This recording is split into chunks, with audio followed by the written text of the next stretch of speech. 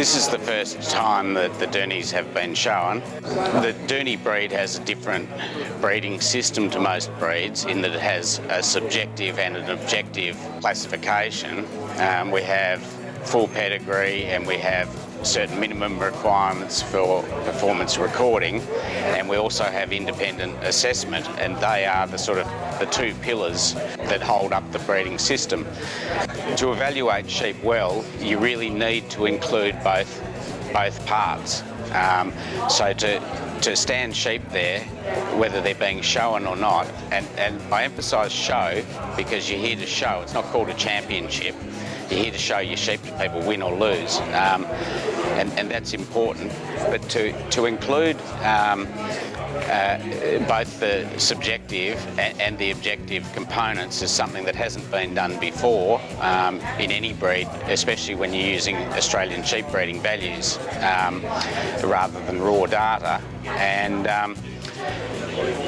I think all the breeders here would be more than happy with the way it's run and the success of both the education of our breeding system and of the promotion that we've got out of it. So whether we continue on it or not, I don't know, but I think it's certainly been a really positive exercise for the breed.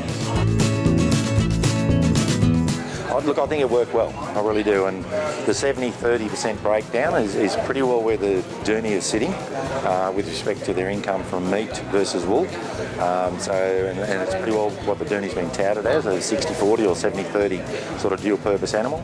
And I think it worked well. I think we needed that balance of the live judging as well, because, as you know, you can have some fantastic figures and rams, but they're just not structurally or visually, they're not really up to scratch. Yeah, well, that's an interesting question regarding the judging criteria. I guess we're a little bit hesitant for a start to know just how that was going to work. I had seen some objective and subjective judging in the meat breeds, but quite different in the Dohnes.